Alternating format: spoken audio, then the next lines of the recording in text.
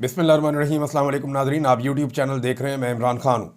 नाज़रीन, लंबी लंबी छोड़ने का मुकाबला इस मुल्क में चल रहा है। वज़ीर आज़म ने जो यौम तशक्कुर के मौके पर एक तकरीर की, उसमें सामने फ़ौजी भी बैठे हुए थे क़यादत, और बहुत सारे और लोग भी थे। वज़ीर आज़म ने बहुत अजीब अजीब बातें कर दी। यानी मैं लुबे लुबाब उसका आपके सामने रखूँ कि उसकी टाइमलाइन क्या थी, वज़ीर आज़म क्या कहना चाह रहे हैं। वो कहते हैं जी एक सिक्योर फ़ोन था जिसके ऊपर किसी को पता नहीं चलता। सिक्योर फ़ोन था कि वो रब्ता आप करें तो दुश्मन तक बात नहीं पहुंचती। वो कहते हैं जी वहाँ पे 2:30 बजे रात को मुझे आर्मी चीफ ने बताया कि भारत ने बैलिस्टिक मिसाइल चलाए हैं नूर खान एयरबेस पे। बाकी सारी तफसीलात मुझे बताएं। टाइम बताया वज़ीर आज़म ने 2:30 बजे के बाद का। और पाकिस्तान में जो फजर की नमाज़ होती है वो इस्लामाबाद में 3:30 बजे हो जाती है। यानी आजकल गर्मियों का दौर है तो बहुत जल्दी सुबह फजर हो जाती है अजान। तो बताते हैं 2:30 बजे ये हुआ, उसके बाद 3:30 बजे आपको पता है फजर हो जाती है। और फजर के बाद वो कहते हैं मैं चला गया स्विमिंग पूल में नहाने के लिए। अब अंदाज़ा करें कि आर्मी चीफ वज़ीर आज़म को कह रहा है कि जनाब बैलिस्टिक मिसाइल्स आ रहे हैं, एयरबेस के ऊपर भी आकर गिरे हैं और जगह जगह जो है वो टारगेट किया जा रहा है, लगातार ड्रोन्स आ रहे हैं। तो जवाबी कार्रवाई की इजाज़त मांगी होगी, या इजाज़त क्या मांगनी है, यहाँ तो इजाज़त तो नहीं होती, बताया ही जाता है। बहरहाल फजर के बाद वही वज़ीर आज़म जिसको ये पता है कि बैलिस्टिक मिसाइल्स आ रहे हैं वो नहाने चला गया स्विमिंग पूल में।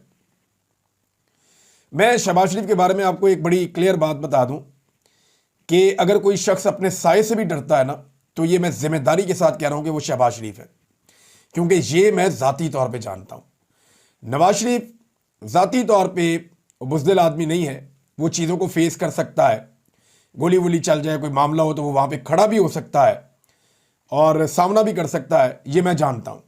लेकिन शहबाज शरीफ अपने साए से भी खौफजदा होने वाला आदमी है। एक नहीं, मैं 1 दर्जन वाकयात जानता हूं कि मैं कवर करता रहा हूं शहबाज शरीफ को बतौर वज़ीर आला पंजाब।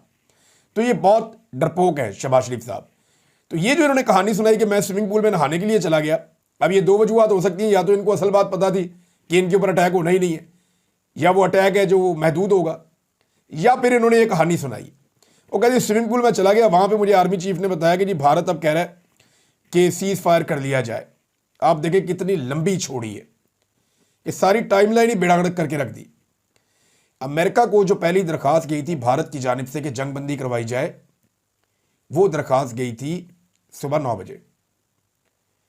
यानी जो रिपोर्ट हुआ अभी तक अमेरिका से कि पाकिस्तान टाइम के मुताबिक सुबह 9 बजे। अब फजर की नमाज के बाद 9 तो नहीं बजते, फजर की नमाज हो रही है 3:30 बजे, 4 बजे लगा लें आप, तो 5 घंटे क्या शहबाज शरीफ स्विमिंग पूल में ही नहाते रहे। बीमार आदमी है, कमर में दर्द भी होती है, पेशेंट है, तो क्या 5 घंटे स्विमिंग पूल में नहा रहे थे फजर के बाद। जब फोन आ गया आर्मी चीफ का कि जनाब अब, और जो जंगबंदी होती है उसका ऐलान कौन करता है? Donald Trump. डोनाल्ड ट्रंप ऐलान कब करता है? शाम को 5 बजे के करीब, 5-6 बजे के करीब शाम के वक्त यह ऐलान होता है कि जंगबंदी होगी जी।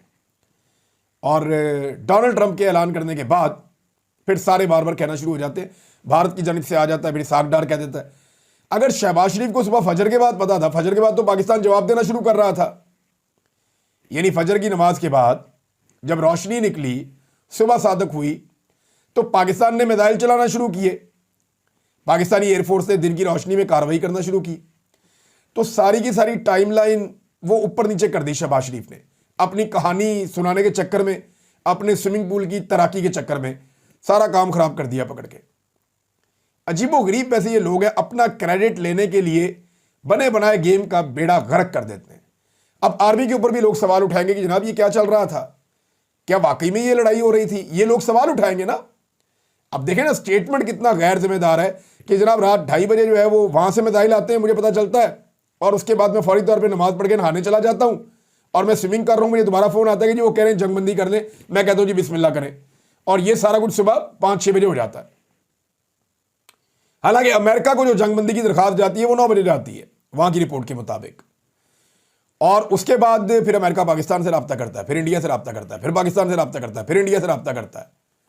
और एक और सवाल है मेरा कि आर्मी चीफ को कैसे पता चला कि इंडिया कह रहा है कि जंगबंदी वो चाह रहा है? ये तो अमेरिका ने करवाई है और रब्ता अमेरिका के थ्रू हुआ है। क्या डायरेक्ट इंडिया ने आर्मी चीफ से रब्ता किया था कि जंगबंदी हो जाए? देखिए होना तो ये चाहिए कि रब्ता किया जाए वज़ीर आज़म से, राब्ता किया जाए वजीर दिफा से और वो ऑर्डर जारी करें आर्मी चीफ को कि जी जंगबंदी कर दें, हमारी बात हो गई है। लेकिन यहां कहानी उल्टी चल रही है। फॉरेन पॉलिसी भी ऐसा लग रहा है कि आर्मी चीफ कंट्रोल कर रहे हैं और वजीर आजम नहा रहा है। यानी जिस मुल्क की जंग लगी हुई है, जिस मुल्क के ऊपर बैलिस्टिक मिसाइल्स चल रहे हैं, उसका वजीर आजम नहा रहा है स्विमिंग पूल में, यह सोचकर कि खारजा पॉलिसी भी आर्मी चीफ संभाल लेगा, दाखिला पॉलिसी भी आर्मी चीफ संभाल लेगा, मीडिया का महाज भी आर्मी चीफ संभाल लेगा और जंग का बॉर्डर भी आर्मी चीफ संभाल लेगा। यह तोहफे इस कौम के ऊपर मुसल्लत किए इन्होंने और सिर्फ उन्हें आगाह किया जा रहा है। भाई ये काम वजीर आजम का था, यह काम नायब वजीर आजम का था, यह काम जो है वजीर खारजा का था, वजीर दिफा का था कि वो आर्मी चीफ को बताते कि जी जंगबंदी की बात हो गई है, अब आप जंगबंदी कर दें, इतने बजे से इसके ऊपर इंप्लीमेंट हो जाएगा। 5 बजे शाम को जंगबंदी हुई है जब डोनाल्ड ट्रंप ने इसकी अनाउंसमेंट की है। बहरहाल कहानियां सुनाई जाओ एक के बाद एक कहानी, लगे हुए गप्पे छोड़ने के लिए, मारो जितनी गप्पे दिल करते हैं। नाज़रीन एक स्टोरी जो है वो इमरान खान साहब के हवाले से गर्दिश कर रही है, मैं आपको पहले भी बता रहा था और अब नजम सेठी साहब ने भी कहा। इससे पहले जो है ज़ुबैर अली खान साहब ये खबर दे भी चुके हैं, मैं उसके ऊपर मुख्तलिफ इंटरव्यूज़ में डिस्कस भी कर चुका हूँ और आपके सामने ये सारी सिचुएशन है कि ये दावा किया जाता है कि इमरान खान साहब को मुबैना तौर पर एक शख्सियत जो गैर सियासी है, मैं बता देता हूँ आपको, एक्चुअली बहुत सारे लोग नाम लेने से भी घबरा रहे हैं, ये एक अस्करी शख्सियत है, बड़े रैंक का ऑफिसर है। ये मुबैना तौर पे, यानी जिन लोगों ने एक स्टोरी दी है ना, मैंने उनसे रब्ता किया, मैंने कहा मुझे बंदा बताएं आप, तो बंदा पता चलता है जी कि ये अस्करी आदमी है और ये बड़ा ओहदेदार है, तगड़ा फौजी। ये इमरान खान साहब से जाके जेल में मिला, इसने इमरान खान साहब को पूरी ब्रीफिंग दी जंग के ऊपर, जैसे वजीर आजम को ब्रीफिंग दी जाती है। नजम सेठी ने ये लफ्ज इस्तेमाल किए। अच्छा, मेरे पास डायरेक्ट इंफॉर्मेशन अभी तक नहीं है, ये जो 3-4 सहाफियों ने ये बात की है वही बात मैं आपके सामने रखने वाला हूं। बहुत मुमकिन है इमरान खान साहब इसको डिनाई कर दें, बहुत मुमकिन है इमरान खान साहब कह दें कि जी मुल्क की खातिर मेरे पास कोई आया चल के तो मैं उसको इनकार नहीं कर सकता था। यह भी मैं आपको बता दूं, ये खबर इमरान खान का आपके सोर्सेज से नहीं निकली, ये खबर एस्टेब्लिशमेंट के सोर्सेज से निकली है। तो ये एस्टेब्लिशमेंट गई जाके इमरान खान साहब को ब्रीफिंग दी जंग के ऊपर कि जनाब हालात बहुत खराब हो गए, 6-7 तारीख की बात है, इंडिया जनाब अटैक कर रहा है पाकिस्तान के ऊपर और हमारे पास ये रिपोर्टें मौजूद हैं, ये सारा इंसिडेंट हुआ है, उसके बाद ये होने जा रहा है। तो जब खान साहब को सारा बताया कि सपोर्ट चाहिए इमरान खान से, तो इमरान खान ने कहा जी पाकिस्तान के लिए तो सपोर्ट है मुबैना तौर पे। और इमरान खान साहब ने पाकिस्तान को, जैसे कि पाकिस्तान तरीके इंसाफ ने भी दी, पाकिस्तान के दुश्मन थोड़ी है, वो बार बार कहते हैं मुल्क भी मेरा फौज भी मेरी, तो उन्होंने इंडिया वाले मामले में पाकिस्तान को पूरी सपोर्ट दी जो मांगने के लिए वो बंदा गया था। अब देखें वक्त कैसा जालिम है, यही लोग दावा करते थे कि इमरान खान पे क्रॉस लग गया, आज यही लोग खबरें चला रहे हैं कि जनाब इमरान खान के पास हम गए थे, जाके उससे मदद मांगी थी, उसको जाके ब्रीफिंग दी थी और उसने मदद दे दी, उसका बहुत शुक्रिया। अंदाजा करें आप कि अगर अल्लाह रब्बुल इज्जत किसी के ऊपर क्रॉस ना लगाए तो एक आर्मी चीफ नहीं 10 आर्मी चीफ मिलकर भी क्रॉस नहीं लगा सकते, एक एस्टेब्लिशमेंट क्या 1000 एस्टेब्लिशमेंट मिलकर भी क्रॉस नहीं लगा सकती। ये हमारे जो फौजी दोस्त हैं ये हमें कहते थे, आईएसआई के ऑफिसर्स, मिलिट्री इंटेलिजेंस के ऑफिसर्स, बाकी जो सियासी लोग हैं वो भी कहते थे कि इमरान खान पे जनाब क्रॉस लग गया। इमरान खान ने खुद कई दफा कहा कि मैं आपको ये क्रॉस मिटा कर दिखाऊंगा और अल्लाह ने उसका बोल बाला कर दिया। अल्लाह ताला ने जो बोला उसने, अल्लाह ताला ने उसकी बात ऊपर कर दी और ये खुद चल कर गए, जाकर उसको ब्रीफिंग दी मुबैना तौर पे जो भी खबरें आ रही हैं और ये एस्टेब्लिशमेंट के सोर्सेज से आ रही हैं। इमरान खान साहब ने इनके बारे में कुछ नहीं कहा, ना वो तस्दीक कर चुके अभी तक, ना वो तरदीद कर चुके अभी तक, बल्कि ये मामला उनके सामने रखा ही नहीं गया। जब रखा जाएगा तब पता चलेगा कि वो इसके बारे में क्या कहते हैं। बहरहाल मैं आपको ये बता दूं कि इमरान खान साहब को डील ऑफर पहली दफा नहीं की गई, इसी में यह भी कहा गया कि इमरान खान साहब की रिहाई हो जाएगी, तो खान साहब ने कहा जी मुझे कोई डील नहीं चाहिए, जो अदालतें मुझे जबरदस्ती अंदर रख रही हैं वहां मुझे इंसाफ मिल जाए, अदालतें इंसाफ करें, मैं तो खुद ही बाहर आ जाऊंगा, मेरा तो केस ही 2 नंबर है जो आपने मेरे पे बनाए हुए हैं। उनकी बहन भी कहती है ना, वकील भी कहते हैं कि आधे घंटे का काम है इमरान खान के बाहर आने का, सिर्फ अदालतें इंसाफ दे दें, आधे घंटे में खान साहब का फैसला हो जाएगा, वो जेल से बाहर आ जाएंगे। अब ये ऑफर पहली दफा इमरान खान साहब के सामने नहीं गई और ना पहली मरतबा इमरान खान साहब से कुछ मांगा गया है। इमरान खान साहब को बार बार यह कहा जाता है कि आप कोई गुंजाइश पैदा करें, पाकिस्तान से बाहर जाने का भी कहा गया, उन्हें यह भी कहा गया कि आप कुछ अरसा खामोश रह लें, आप आ जाएं बाहर, हाउस अरेस्ट होने का भी कहा गया, बड़े ऑप्शन दिए गए, इमरान खान माने नहीं। उन्होंने कोई डील चाहिए ही नहीं। जहां डेडलॉक है ना, ये खबर अभी भी बहुत सारे लोग दे रहे हैं और इसके ऊपर बात कर रहे हैं। शायद मित्तला साहब ने भी ये बात की और भी लोग ये बात कर रहे हैं कि इमरान खान साहब कहते हैं कि मैंडेट वापस करो। अवाम ने 8 फरवरी 2024 को हमें वोट डाला था, हमारा मैंडेट हमें वापस कर दो। अब अगर मैंडेट वापस होता है तो पूरी की पूरी एस्टेब्लिशमेंट, पूरा का पूरा इलेक्शन कमीशन, बहुत सारे ब्यूरोक्रेट, ये सारे टांगे जाएंगे।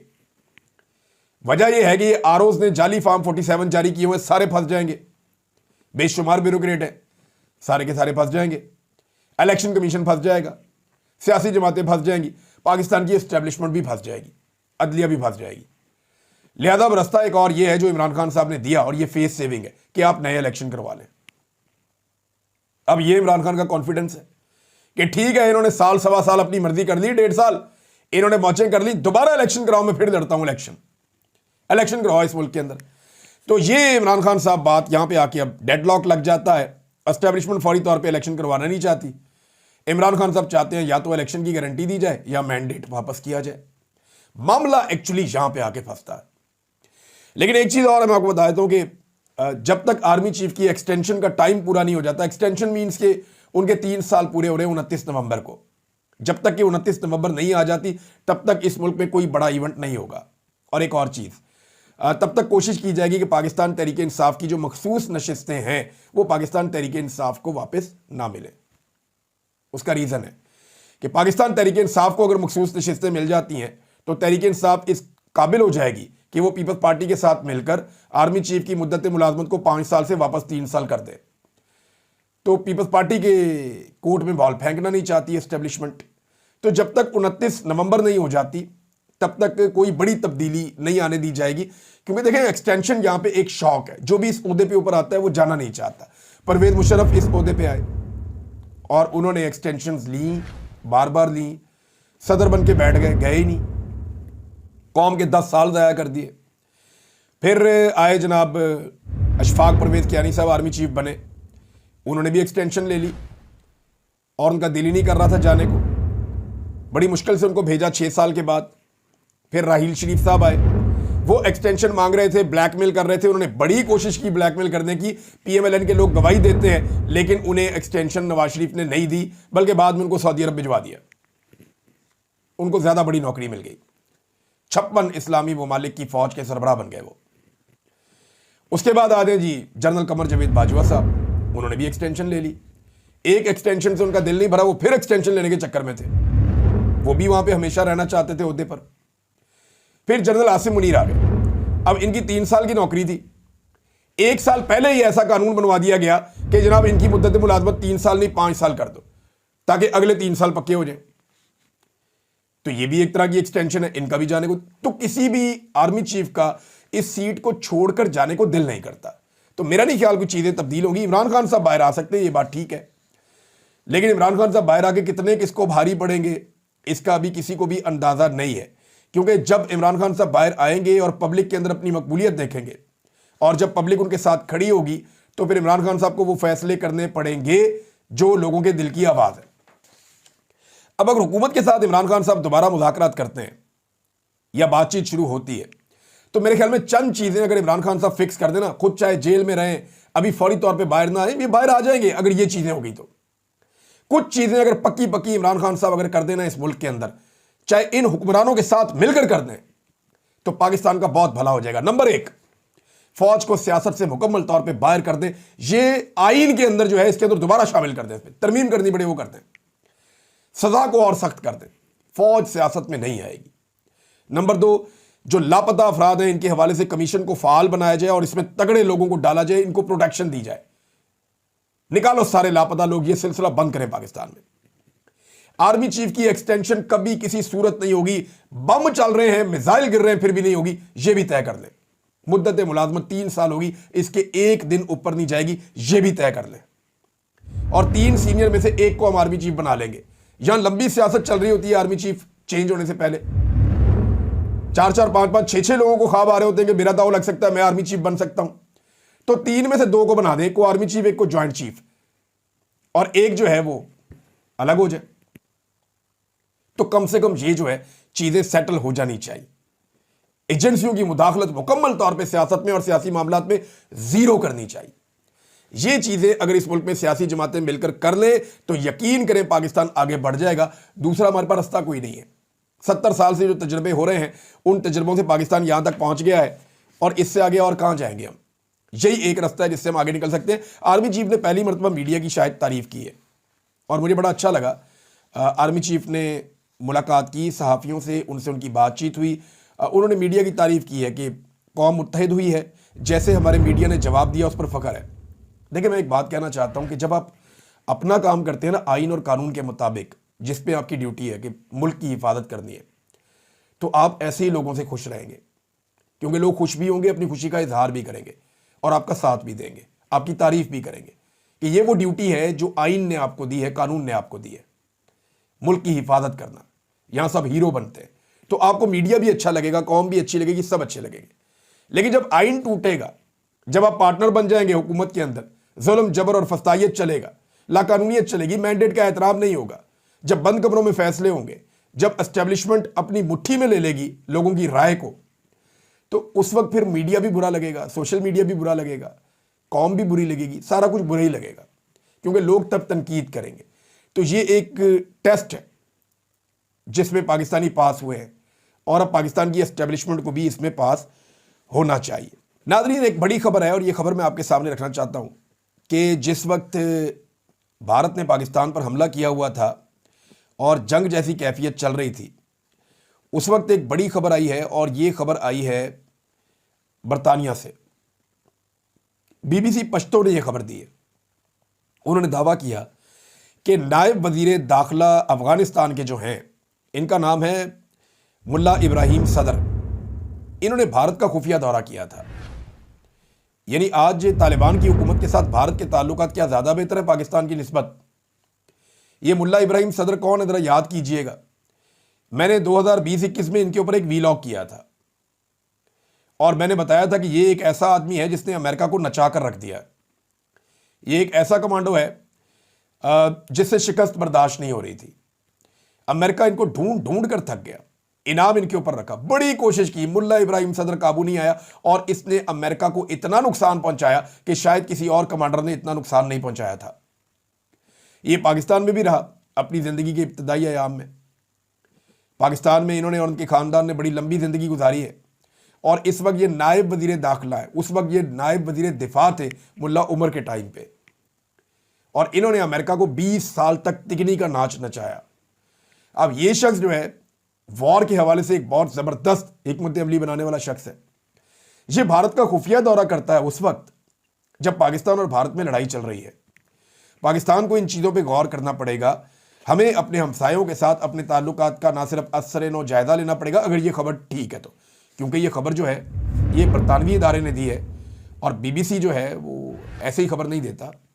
और बीबीसी पश्तो ने यह क्लेम किया है कि ये खुफिया दौरा था और उन्होंने भारत का ये दौरा किया है। अब भारत इसमें क्या हासिल करना चाह रहा था या अफगानिस्तान उन्हें क्या दे सकता था, ये एक अलग सवाल है।